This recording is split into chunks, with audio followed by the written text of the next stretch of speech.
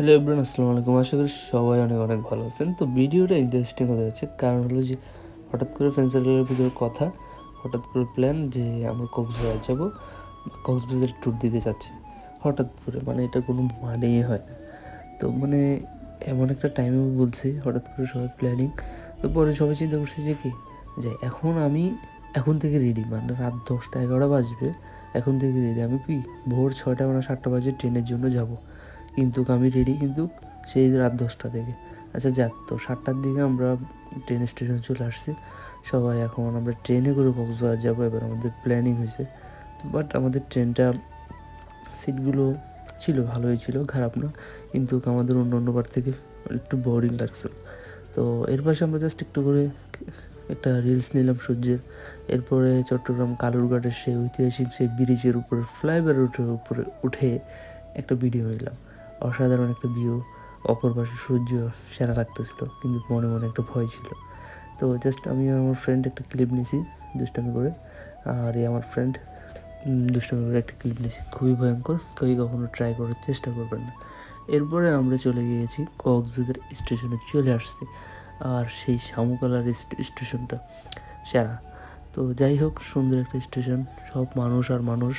আমি মনে করেছিলাম সেই কক্সবাজারে শুধু আমিই থাকবো, আসলে তেমনটা একদমই না। তো যাওয়ার পর দেখতেছি অনেক অনেক অনেক মানুষ। তো যাক, এই মানুষগুলো দেখার পর ভাবতেছি যে আসলে কি বাংলাদেশে এত মানুষ কক্সবাজারে কী পরিমাণের মানে তাদের সেল হয়। আপনি বুঝেন, কারণ একটা কক্সবাজার যাওয়া মানে প্রত্যেকটা ব্যবসায়ীকে ভালো ব্যবসা। তো আমরা সবাই রেডি রেডি হয়েছি, মানে ওখানে যাওয়ার পর বের হবো এরকম একটা প্ল্যান নিয়েছি। আসলে এরকম ব্লগিং করবো এরকম কোনো প্ল্যান ছিল না, হঠাৎ করে ক্লিপগুলো ছিল, ওই ক্লিপগুলো আমি একসাথে মিলাইছি, সবগুলো মিলিয়ে একটা ব্লগ ভিডিও করে ফেলতেছি। তো জাস্ট দেখেন, এটা আমার প্রথম দিনের লুক ছিল, মানে আমরা দুপুরের পর বের হয়েছি 1টার পর। তো আমরা সেই ঝাউ বাগানের দিকে গেলাম। ঝাউ বাগান গিয়ে একটু হাঁটতেছি, ঘুরতেছি, অনেক দুষ্টামি ফাজলামি করছি। আসলে সেগুলো নেওয়া হয়নি, সেগুলো করা হয়নি। নেক্সট টাইম থেকে যাই কিছু করব, একদম প্রপারলি করার চেষ্টা করব।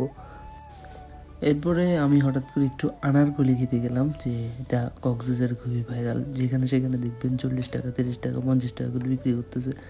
তো যাক, এখান থেকে আমরা সমুদ্র পাড় থেকে দুষ্টামি করে বাসায় রুমে চলে গেছি। রুমে যেয়ে আবার ঝালমুড়ি বানানো শুরু করছি, মানে এটাও হঠাৎ করে একটা প্ল্যান যে আমরা সবাই ঝালমুড়ি খাবো। আর আমার ফ্রেন্ড সার্কেল, আমি ঝালমুড়ি বানাবো, ওরা খাবে, এটা সবাই পছন্দ করে, মানে খুবই লাইক করে, কেন জানি না। তো যাই হোক, আমিও আমার ভাবে বাটি বুটি ছিল না, যেভাবে সম্ভব হয়েছে ওদেরকে ট্রাই করে মানে খাওয়াইলাম। তো দেখেন, আমার সে ফ্রেন্ড ভিডিও করতেছিল, ও হঠাৎ করে ফোনটাকে রোটেট করে, মানে একবার ঘুরতেছে এরকম ঘুরতেছে। তো আমি ওর বকা দিচ্ছিলাম। এরপরে যাক, তেল দিয়ে সুন্দর করে আবার লাড়াচাড়া দিয়ে ঝালমুড়িটা বানানো শুরু করলাম। তো গাছ যাক, ঝালমুড়ি খাওয়ার পর ওই দিনের দিনটা আমরা ওখানেই শেষ করে দিয়েছি। আর রাতের বেলা একটু বের হয়েছিলাম। বলতে, রাতের বেলা একটু সমুদ্র পাড়ে গেছিলাম। এটা বাসা থেকে কল দিয়েছিল, তখন রাত 12টা বাজতেছিল। তো আমাকে একটু বকাঝকা করতেছিল, বলতেছে এত রাতে বের হওয়ার কী দরকার ছিল, এই সেই বল।